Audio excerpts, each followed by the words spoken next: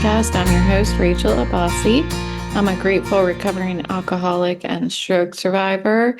Happy Thursday. I think we should just take a moment, take a deep breath, and just reset. That's what we need to do. Not that anything's wrong with me, but I just feel the need. The windows are open. It's cool. It's like 9:40 in the morning. So let's just take a moment to take a deep breath.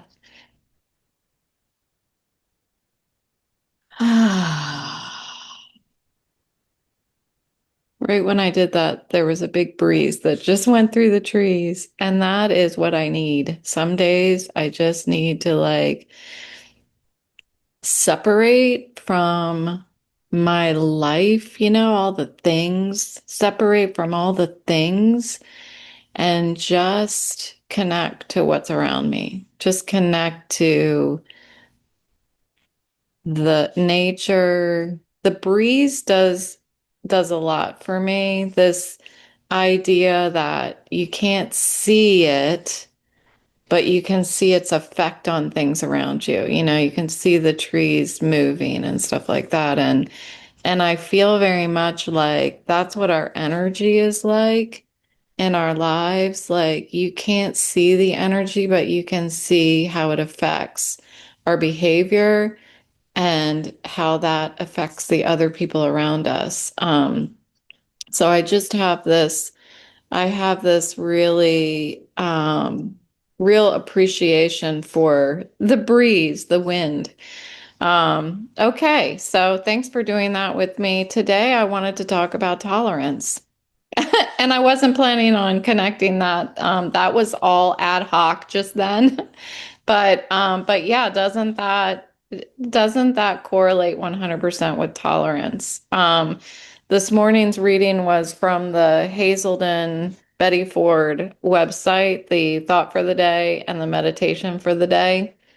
And what I heard was being tolerant of other people when they are drinking, like not being intolerant of drinking as an institution is what the reading said. And acknowledging that I can't drink, but that doesn't mean other people can't drink. And it is something that I have worked on for the past 9 years is growing tolerance for people drinking around me. And that intolerance does not come from me thinking that, well, they don't know what it's doing to their body. It has nothing to do with that. It has to do with jealousy, period. That's what it has to do with. And what the decisions that I make for my body are solely for me. It's not my business to tell people not to drink.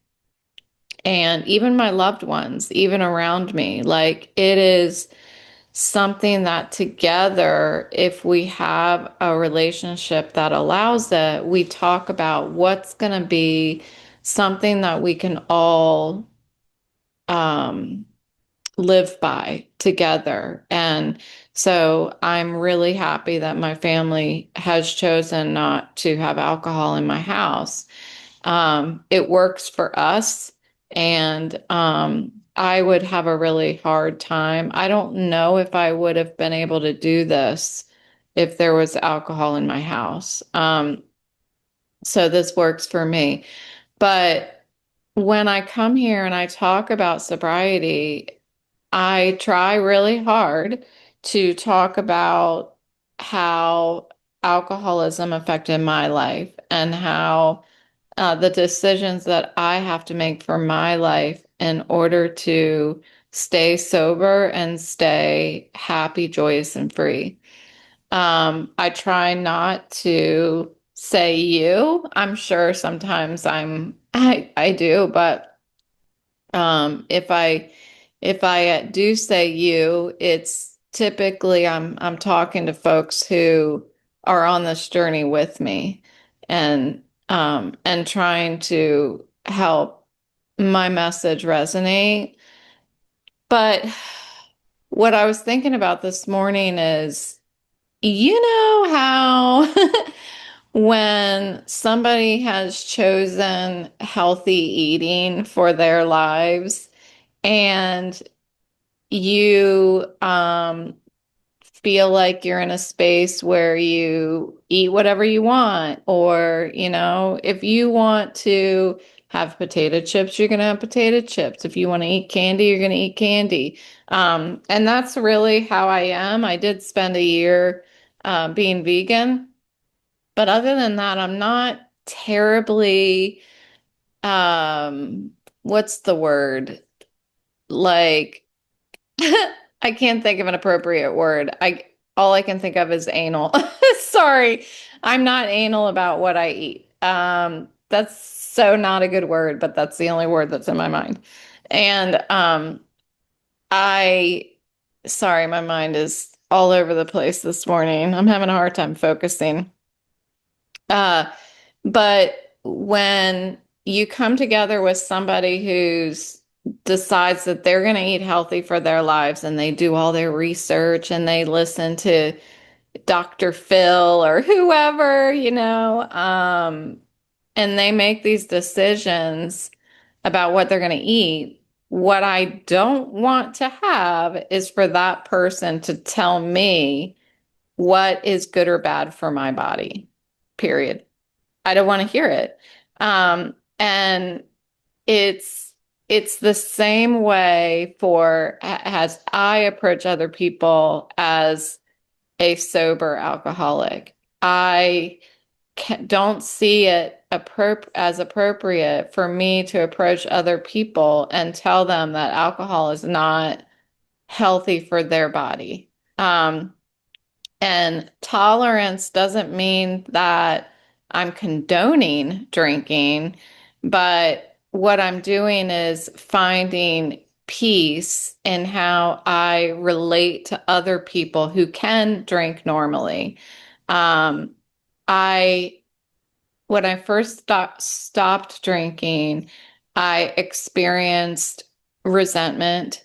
I experienced some hostility towards people who were drinking around me. And again, it's not because um, I think they shouldn't be drinking. It's because I couldn't handle it. Like, I I truly just was consumed by jealousy. I know that temperate drinking is okay for other people, but for me, I can't do it. I can't do it. So even somebody sitting down in front of me and having a glass of wine was really bothersome to me in the beginning, because I couldn't do it and I was jealous and I would get a little angry or bitter. But over time, I was able to understand what was going on inside of me. And a lot of that, so early on in this podcast series, I don't know, 3 years. Um, Early on, I talked a lot more about emotions, and I talked about these primary, secondary, and tertiary emotions and how vital it is for me to understand where my where my emotions are coming from, like what is the root emotion. And for me, what I noticed is any intolerance or anger always went back to jealousy. Always went back to jealousy. So what I needed to do was guard against those annoyances or guard against those emotional reactive moments. Um, so in the beginning, like I tried to limit my exposure to people that were drinking. I just, if I was going to go somewhere and I knew there was going to be drinking, I really had to to take a moment or 25 moments and think, what is my intention? Why do I want to be there? Am I going to be more emotionally upset than I am going to be enjoying the activity or whatever it is that I'm going to? Um, and most often for me, it was I'm going to be more upset than I am enjoying the activity. So I decided to not go. And I heard from another sober fellow in my network that she experienced the same thing. Um, just a week ago, she had planned to go to a mini concert, like a gig with some sober friends at a brewery. Um, and at the last minute, she decided that she just couldn't do it, that it was she was getting filling herself with so much anxiety and anticipation of fighting that internal battle that she finally realized, like, I don't have to fight this battle. I don't have to do it. I don't have to go if it's not right for me, if it's not healthy for me.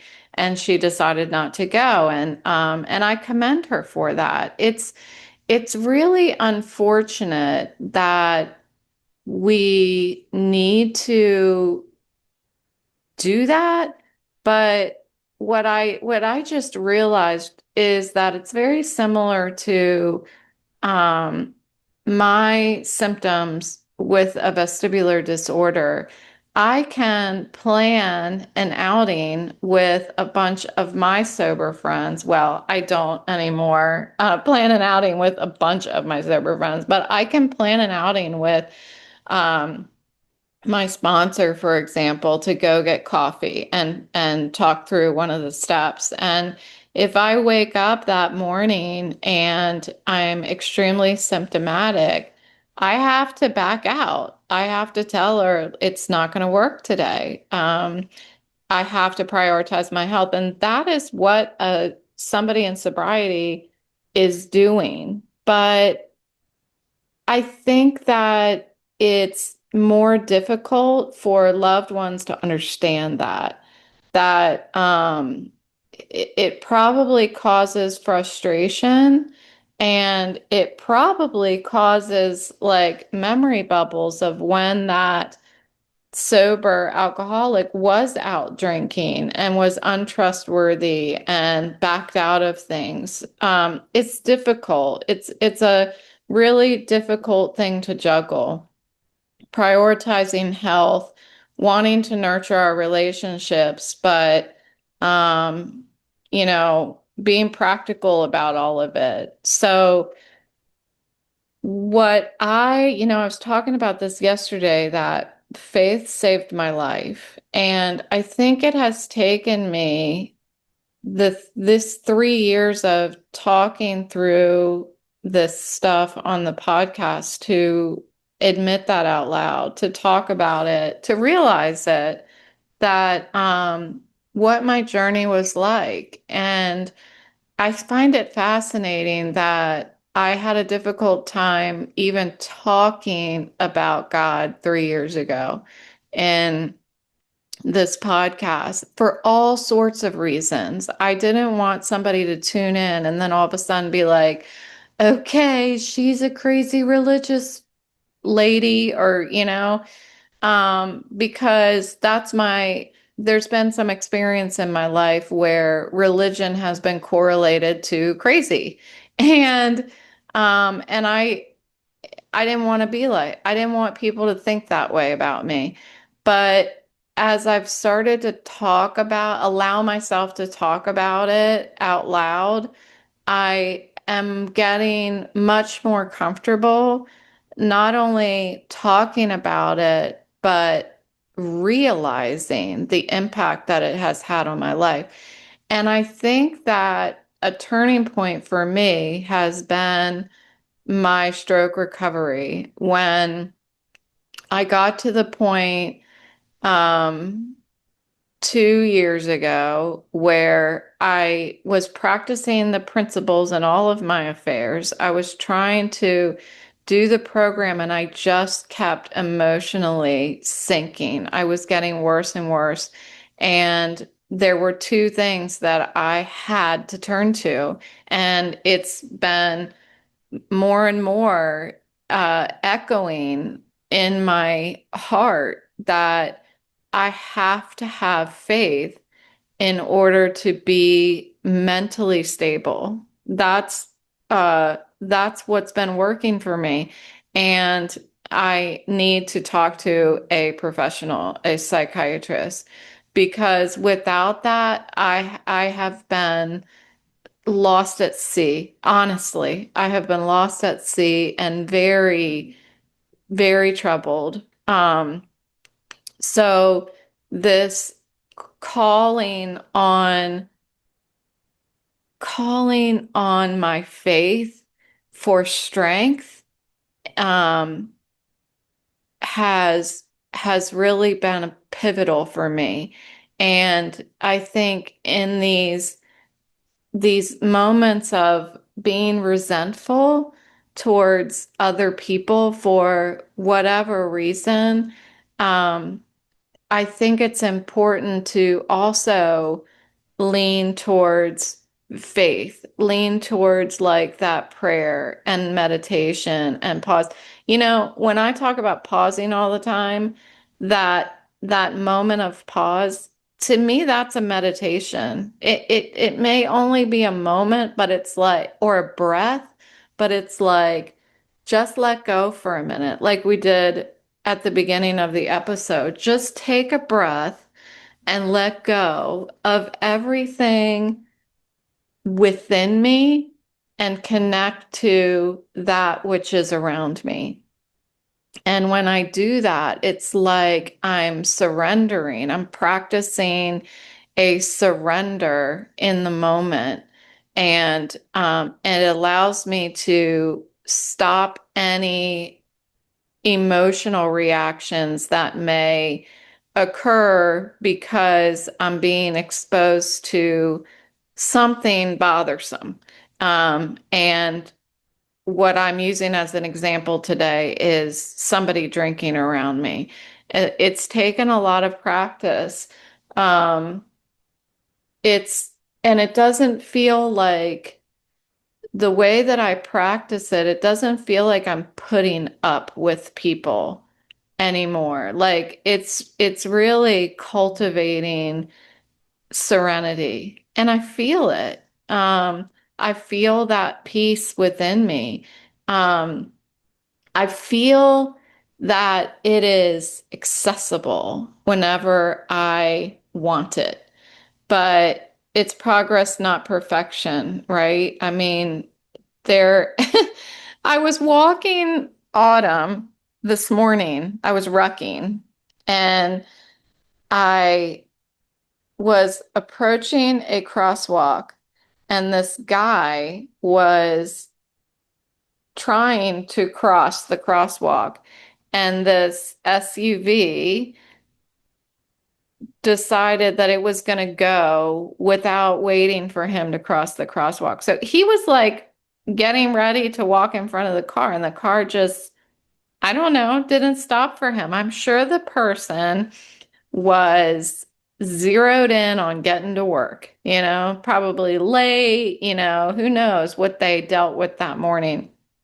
But when that car pulled out in front and didn't let this pedestrian with his dog go by, the pedestrian dude with his dog just started yelling at this person and wouldn't stop. And I'm like, she or he can't hear you, right? I'm assuming it was a she because no offense, but I always have this joke about any bad driver is a she. And I can say that because I'm a she and I was a bad driver. No, I was a pretty good driver, but I always talk about women drivers. So don't be offended by it. It's just a joke that I have. But anyway, I was like, she can't hear you. I mean, I didn't say that. I just was, I was I was watching it happen and not thinking thoroughly, but I was thinking that guy doesn't have peace. That guy doesn't have inner serenity. That guy doesn't have like a calmness that he can retreat to. I could see it because I wouldn't have done that. And I'm not trying to say that I'm perfect. I'm just trying to say, like, I have a decision to make in moments like that. And I'm aware of the decision. The decision is, um, do I start screaming at the driver who can't hear me? Or do I let it go? Or do I take some sort of action? An action would, do I write down the person's driver's like license plate? Is there something I can do about it?